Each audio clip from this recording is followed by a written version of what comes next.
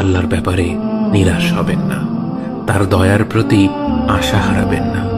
যখন কোনো বান্দার জন্য দুনিয়া সংকীর্ণ হয়ে আসে, বিশেষ করে যখন আপনাকে মানুষ পরিত্যাগ করে, এবং বিশেষ করে এমন কেউ যার উপর আপনি আস্থা রাখতেন কিন্তু সে আপনাকে নিরাশ করেছে, সেই সময় জেনে রাখবেন যে আল্লাহ চাচ্ছেন আপনি তার শরণাপন্ন হন।